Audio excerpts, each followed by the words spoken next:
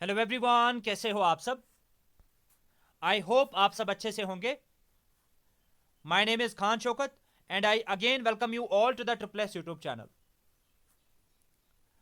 आज हम अपनी एमसीक्यू सीरीज का लेक्चर नंबर 15 करेंगे और आज के लेक्चर में हम फिर से डिस्कशन करेंगे regarding the theory of attributes. आज हम इस थियरी ऑफ एट्रीब्यूट्स का सेकंड पार्ट करेंगे and hopefully this will be the last part of this particular topic. अगर इसका पार्ट 1 अभी तक आपने नहीं देखा है, आप प्ले लिस्ट में जा सकते हो। लेक्चर 14 के नाम से आपको इसका पार्ट 1 मिल जाएगा। आज के लेक्चर को स्टार्ट करने से पहले I request you all to subscribe to this channel and don't forget to like and share the video. तो चलिए हम शुरू करते हैं आज की क्लास को, starting with question number 1। Two attributes are said to be dash if there does not exist any kind of a relationship between them. अगर दो एट्रीब्यूट्स के बीच में कोई भी रिलेशनशिप एग्जिस्ट नहीं करती है तो हम बोलते हैं that these two attributes are independent. Option number D will be the right answer. अगर दो एट्रीब्यूट्स के बीच में कोई भी रिलेशनशिप होगी तब हम बोलते हैं एट्रीब्यूट्स आर एसोसिएटेड। हाउएवर, अगर दो एट्रीब्यूट्स के बीच में कोई भी रिलेशनशिप नहीं होगी तब हम बोलते हैं that these two attributes are independent. बात करते हैं क्वेश्चन नंबर 2 के बारे में। If for any two attributes A and B, अगर हम कोई से भी दो एट्रीब्यूट्स ले रहे हैं ए एंड बी और इनके बीच में रिलेशनशिप दिया गया है A B divided by B अगर इक्वल टू होगा A beta divided by beta के, तब आपको बताना है ये ए एंड बी एट्रीब्यूट्स आपस में क्या होंगे, independent, negatively associated, positively associated और कैन नॉट बी डिटरमाइंड। इस क्वेश्चन को आंसर करने से पहले आपको पता होनी चाहिए independence and association of attributes को फाइंड आउट करने के लिए हम कुछ मेथड्स का इस्तेमाल करते हैं। एक मेथड आता है जिसको हम बोलते हैं प्रपोर्शन मेथड।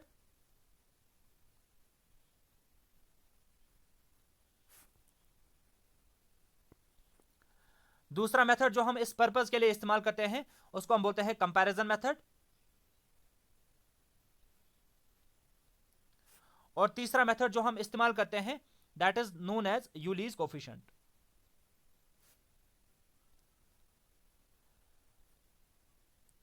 एसोसिएशन को फाइंड आउट करने के लिए हमारे पास एक और मेथड होता है, लेकिन उसके रिलेटेड हम लास्ट पे एक क्वेश्चन करेंगे।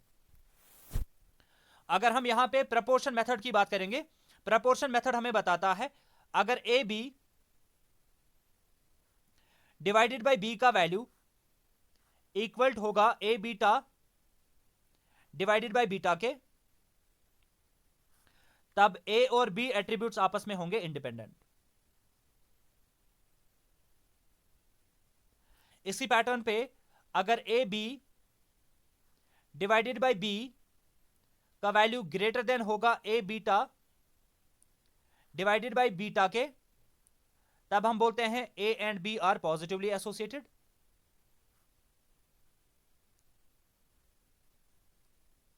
और लास्ट पे अगर A B divided by B less than होगा A beta divided by beta के, तब हम बोलते हैं that these two attributes A and B are negatively associated. ठीक है, ये सारे पॉइंट्स आपको अच्छे से याद रखने हैं। ये आपने ऑलरेडी एक बार पढ़ा होगा, लेकिन यहां पे मैं दोबारा से इन सारी चीजों को लिख रहा हूं in order to recapitulate all the things. ठीक है, सो क्वेश्चन नंबर 2 का आंसर क्या रहेगा, option number A that is independent, क्योंकि इनके बीच में यहां पे क्वेश्चन में क्या दिया गया है, साइन इक्वल टू, और इक्वल टू के टाइम पे ये दो एट्रीब्यूट्स आपस में क्या होंगे, independent. By the way, what are these A B and A beta? They are the ultimate class frequencies. बात करते हैं क्वेश्चन नंबर 3 के बारे में।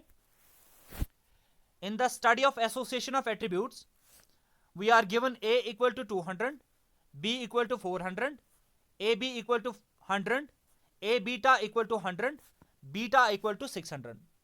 The attributes A and B are.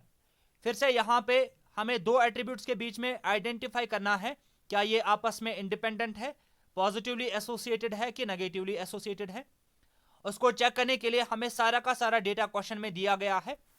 तो मैं यहां पे क्या करूंगा, प्रोपोर्शन मेथड का इस्तेमाल करूंगा इस चीज को चेक करने के लिए कि ए और बी के बीच में क्या रिलेशनशिप है। In case of proportion method हमें पता है हमें रिलेशनशिप किसके बीच में आइडेंटिफाई करना होता है, A B divided by B, और इसको रिलेट करना होता है किसके साथ, A beta divided by beta के साथ। अब अगर यहां पे इक्वल साइन आएगा यहां पे, ठीक है, तो ये इंडिपेंडेंट होंगे।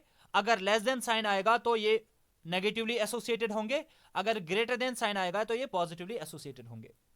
हम क्या करेंगे, यहां पे वैल्यूज को सब्स्टिट्यूट करेंगे।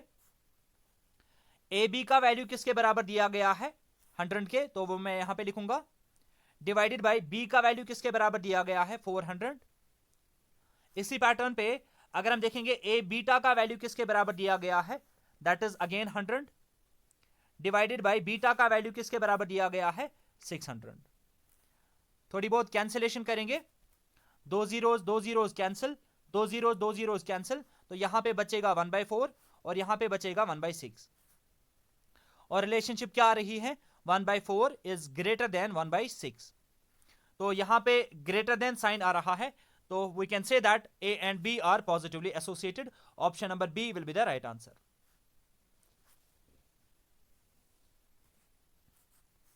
बात करते हैं क्वेश्चन नंबर 4 के बारे में। Two attributes A and B, if for any two attributes A and B, फिर से रिलेशनशिप दिया गया है ए बी, अगर लेस देन होगा A into B divided by N के, देन द एट्रीब्यूट्स आर। इस क्वेश्चन को सॉल्व करने के लिए हम सेकंड मेथड का इस्तेमाल करेंगे, that is known as comparison method.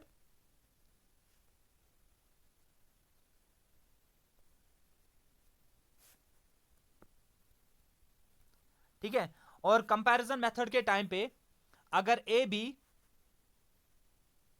का वैल्यू इक्वल होगा A into B divided by N के, तब हम बोलते हैं that A and B are independent.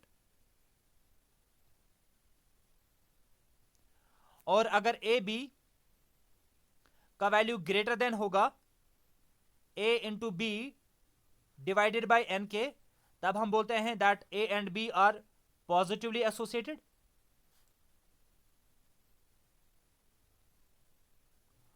और इसी पैटर्न पे अगर ए बी का वैल्यू होगा less than A into B divided by N के, तो ये दो एट्रीब्यूट्स आपस में क्या होंगे, नेगेटिवली एसोसिएटेड। सो इस पैटर्न पे हमारे क्वेश्चन नंबर 4 का करेक्ट आंसर रहेगा option number C, that is negatively associated. आप देख सकते हो यहां पे लेस देन साइन आ रहा है, और लेस देन साइन के टाइम पे ये दो एट्रीब्यूट्स आपस में क्या होंगे, नेगेटिवली एसोसिएटेड। और ये वाला क्वेश्चन FAA के पेपर में पूछा गया था। बात करते हैं क्वेश्चन नंबर 5 के बारे में। If n is equal to 200, n का वैल्यू दिया गया है equal to 200, which of the options match the ultimate class frequencies given that there are two independent attributes a equal to 100 and b equal to 140। n का value दिया गया है, a का value दिया गया है एंड b का value दिया गया है, और साथ ही साथ ये भी क्वेश्चन में वही से बताया जा रहा है दैट a एंड b आपस में क्या है, इंडिपेंडेंट। आपको बताना है अल्टीमेट क्लास फ्रीक्वेंसी का वैल्यू क्या होगा। मैं यहां पे कंपैरिजन वाला मेथड ही फिर से इस्तेमाल करूंगा। ए बी का वैल्यू किसके बराबर होगा, क्योंकि इंडिपेंडेंट एट्रीब्यूट्स आ रहे हैं, यहां पे इक्वल साइन आएगा, a into B divided by N. A B ultimate class frequency का वैल्यू हमें कैलकुलेट करना है, that will be equal to A का वैल्यू दिया गया है 100 इंटू बी का वैल्यू दिया गया है 140 डिवाइडेड बाई एन का वैल्यू दिया गया है 200। थोड़ी बहुत कैंसिलेशन करेंगे फिर से, दो जीरोज कैंसिल, तो ऊपर आ जाएगा 140 डिवाइडेड बाई 2। 140 को 2 से डिवाइड करेंगे तो क्या आ जाएगा, 70। सो option number D will be the correct answer of this particular question.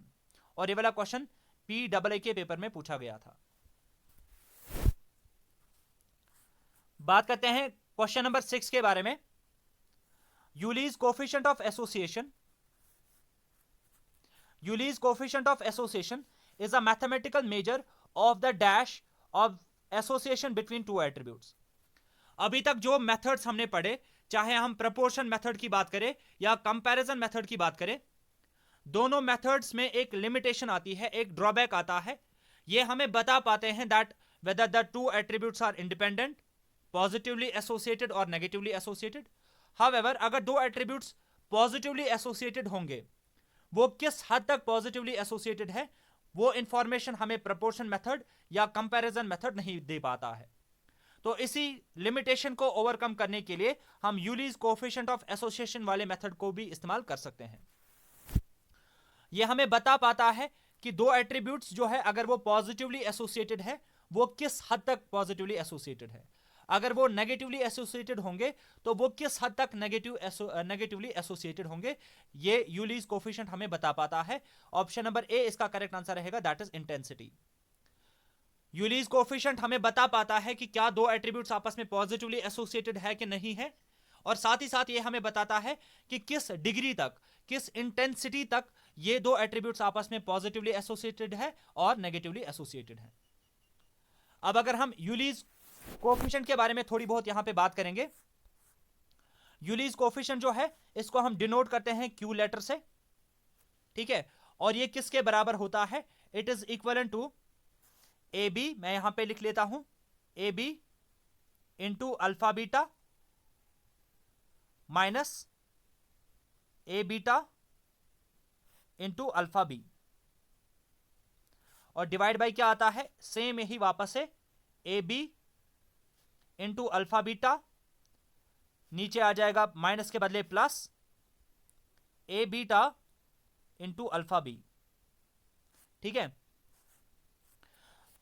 अगर आपको यहां पे कुछ भी कंफ्यूजन होता है, मतलब परेशानी होती है कि इस चीज को कैसे याद रखेंगे, हमें पता है कि कंटेंजेंसी टेबल को कैसे ड्रॉ करते हैं. अगर हमारे पास दो एट्रीब्यूट्स हैं, लेटर से एक एट्रीब्यूट है ए, इसका अपोजिट क्या आ जाएगा, अल्फा. दूसरा एट्रीब्यूट है बी और इसका अपोजिट क्या आ जाएगा, बीटा. ठीक है. अगर हम कंटेंजेंसी टेबल को यहां पे थोड़ा बहुत ड्रॉ करेंगे, आपको पता है इस सेल का वैल्यू क्या होगा, ए बी, और इस सेल का वैल्यू क्या होगा, ए बीटा. इस सेल का वैल्यू क्या होगा, अल्फा बी, और इस सेल का वैल्यू क्या होगा, अल्फा बीटा. कैसे याद रख सकते हैं यूलीज कोएफिशिएंट को? हम सिंपली क्या करते हैं, क्रॉस प्रोडक्ट, इसको इसके साथ मल्टीप्लाई. तो आप देख सकते हो A B into alpha beta लिखा हमने यहां पे, बीच में आता है माइनस, फिर इसको इसके साथ मल्टीप्लाई, ए बीटा इंटू अल्फा बी, ए बीटा इंटू अल्फा बी. ऊपर जो आएगा उसी को प्लस में हमें नीचे लिखना होता है. यही हमारा यूलीज कोएफिशिएंट ऑफ एसोसिएशन बन जाता है. ठीक है. और ये जो यूलीज कोएफिशिएंट ऑफ एसोसिएशन है, फिलहाल के लिए आप इतना याद रखोगे. अब हम बाकी डिटेल्स आगे वाले क्वेश्चंस में करेंगे. बात करते हैं क्वेश्चन नंबर 7 के बारे में. Yule's coefficient of association lies between dash and dash both inclusive. ये जो यूलीज कोएफिशिएंट होता है, क्यू का जो वैल्यू होता है, ये कहां से कहां तक वेरी करता है. इट इज ग्रेटर और इक्वल टू -1 बट लेस और इक्वल टू +1. तो यूलीज कोएफिशिएंट जो होता है एसोसिएशन का, इसका वैल्यू जो है वो लाई करता है between -1 to +1. Option number C will be the right answer. अच्छे से ये पॉइंट आप याद रखोगे. और यहां पे लिखा गया है बोथ इंक्लूसिव, यानी कि इसमें -1 भी आ जाएगा और +1 भी आ जाएगा. ठीक है. अब अगर Q का वैल्यू क्या होगा, -1, तो हम बोलते हैं दो एट्रीब्यूट्स आपस में कंप्लीटली डिसएसोसिएटेड है.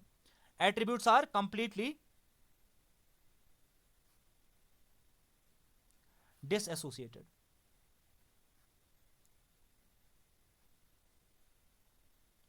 और अगर Q का वैल्यू क्या होगा, +1, तो हम बोलते हैं that two attributes are completely associated.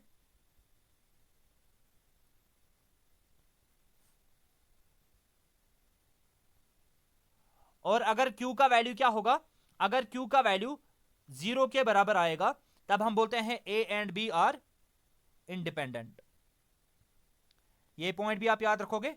और भी अगर आप थोड़ा बहुत एक्स्ट्रा याद रखने की कोशिश करोगे, वो भी मैं आपको बता देता हूं. ये हो गया हमारा Q. अगर यहां पे Q का वैल्यू 0 होगा, यहां पे Q का वैल्यू लेटर से +1, और यहां पे Q का वैल्यू क्या आ रहा है, -1. ये इसका रेंज आता है. ठीक है. यहां पे ये क्या होगा, इंडिपेंडेंट, और यहां पे ये क्या होगा, कंप्लीटली एसोसिएटेड. और यहां पे ये क्या होगा, कंप्लीटली डिसएसोसिएटेड, जो मैंने आपको अभी अभी बताया। और साथ ही साथ अगर मैं यहां पे वैल्यू रखूंगा लेटर से 0.5 माइनस में, और यहां पे रखूंगा वैल्यू प्लस में 0.5, अगर कोई भी वैल्यू क्यू का 0 से लेके प्लस 0.5 तक लाई करेगा यहां पे, तो हम बोलते हैं वैल्यूज आपस में क्या है, there is a weak positive association between the attributes. और अगर कोई भी वैल्यू 0.5 से लेके 1 तक लाई करेगा यहां से, तो हम बोलेंगे एट्रीब्यूट्स के बीच में क्या रिलेशनशिप है, strong positive association, strong positive association. Same pattern पे अगर कोई वैल्यू यहां पे लाई करेगा, इस वाले रेंज में लाई करेगा, तो हम बोलते हैं एट्रीब्यूट्स के बीच में क्या रिलेशनशिप है, वीक नेगेटिव एसोसिएशन। और यहां पे क्या होगी रिलेशनशिप एट्रीब्यूट्स की, स्ट्रॉन्ग नेगेटिव एसोसिएशन। ये सारी डिटेल्स भी आप अच्छे से याद रखोगे। बात करते हैं क्वेश्चन नंबर 8 के बारे में। क्वेश्चन नंबर 8 में पूछा गया है, इफ क्यू का वैल्यू दिया गया है इक्वल टू 1, अगर क्यू का वैल्यू क्या है 1, implies that A and B are, तब आपको बताना है ए और बी के बीच में क्या रिलेशनशिप होगी। क्यू का वैल्यू अगर +1 होगा, मैंने आपको बताया, तब हम बोलते हैं दे आर कंप्लीटली एसोसिएटेड और perfectly associated. Option number B will be the right answer. Next question के बारे में बात करते हैं। What is the another measure of association suggested by professor Yule and has same properties as Q. मैंने अभी आपको बताया, दो एट्रीब्यूट्स के बीच में एसोसिएशन को चेक करने के लिए हमारे पास प्रपोर्शन मेथड है, कंपैरिजन मेथड है, और साथ ही साथ यूलीज कोफिशिएंट है। हाउएवर इन मेथड्स के अलावा भी हमारे पास एक और मेथड आता है जो कि यूली ने ही दिया था, और जो भी यूलीज कोफिशिएंट में प्रॉपर्टीज हैं वो सारी प्रॉपर्टीज इस चौथे मेथड में भी है। आपको बताना है उस मेथड का नाम, उसको हम बोलते हैं coefficient of colligation. Option number A will be the right answer. और ये वाला मेथड भी यूली ने ही दिया था, ठीक है। और अगर हम कोफिशिएंट ऑफ कॉलिगेशन मेथड की बात करेंगे, इसको हम डिनोट करते हैं y से, और y का जो वैल्यू होता है that is equal to 1 minus under root of A beta into alpha B divided by A B into alpha beta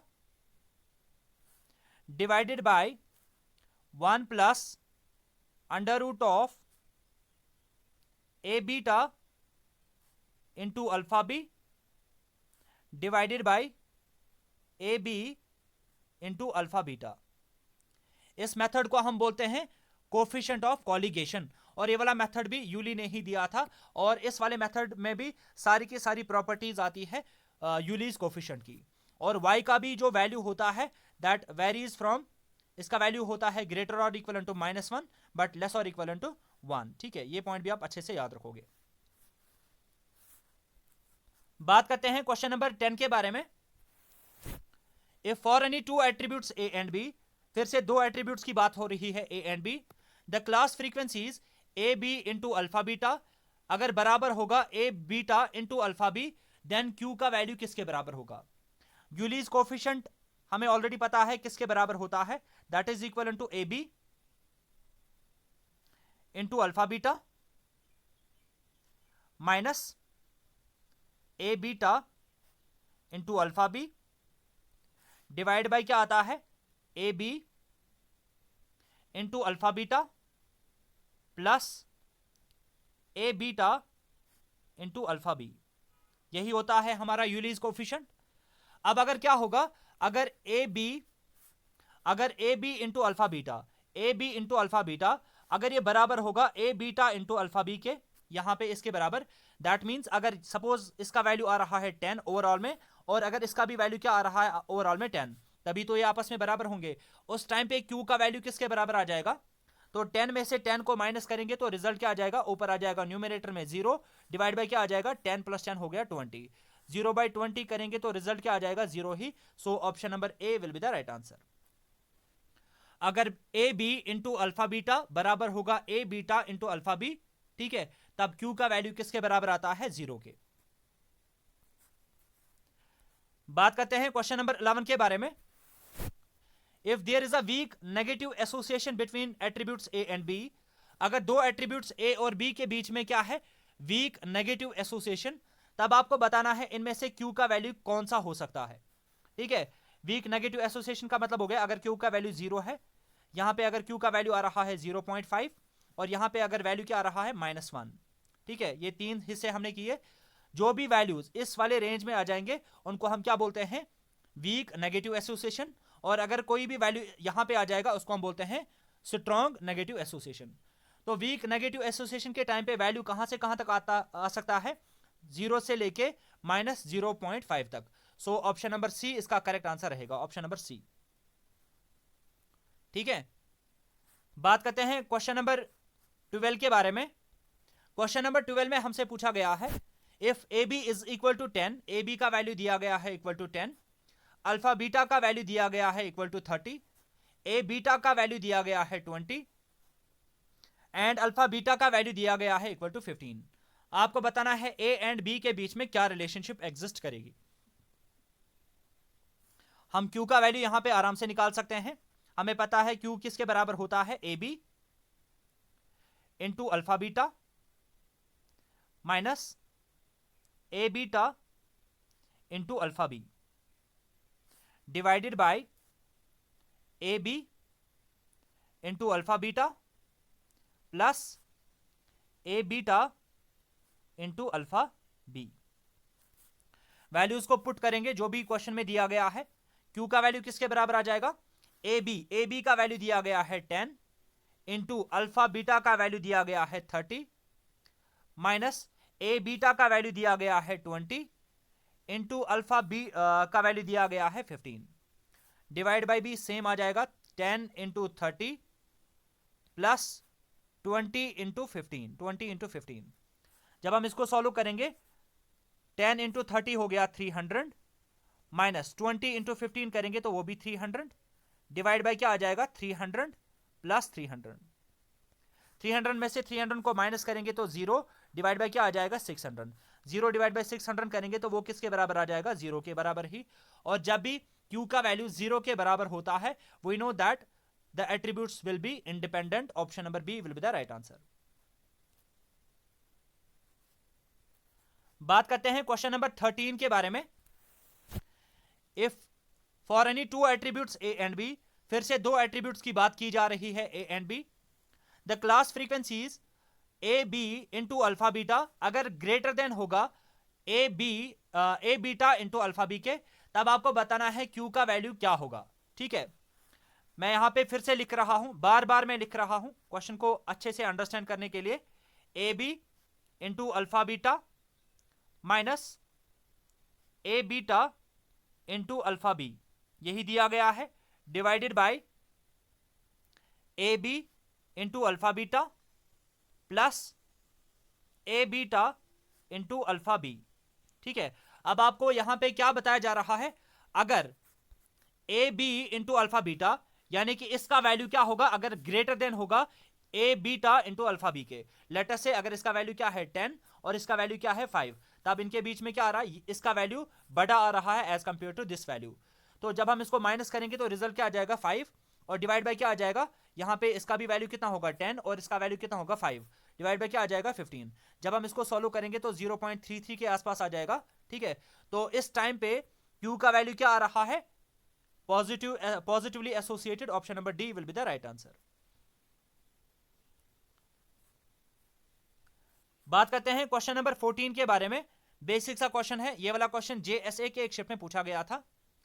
if a researcher studies the association between religion then the data collected for this purpose will be. आपको बताया जा रहा है कि अगर एक researcher study कर रहा है एसोसिएशन, किसकी एसोसिएशन के बीच में स्टडी कर रहा है? रिलीजन। रिलीजन क्या है? ये एक क्वालिटेटिव एट्रीब्यूट है ना कि quantitative.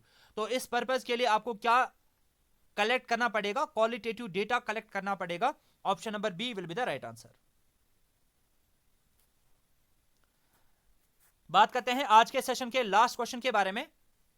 To measure the strength of relationship among two attributes, अगर आपको दो एट्रीब्यूट्स के बीच में रिलेशनशिप की स्ट्रेंथ को आइडेंटिफाई करना होगा, मेजर करना होगा, the measure of dash are used, आपको बताना है कि हम कौन सा मेजर इस्तेमाल करते हैं, मेजर ऑफ एसोसिएशन हम इस्तेमाल करते हैं। Option number D will be the right answer. और ये वाला क्वेश्चन भी जेएसए के एक शिफ्ट में पूछा गया था। होपफुली आज के सारे क्वेश्चंस फिर से आपको अच्छे से समझ में आ गए होंगे। इन केस कहीं पे कोई भी डाउट आता है वो आप कमेंट सेक्शन में मेंशन करके बता सकते हैं। बाय दिस हमारा स्टैटिस्टिक्स का 7th टॉपिक भी कंप्लीट हो जाता है।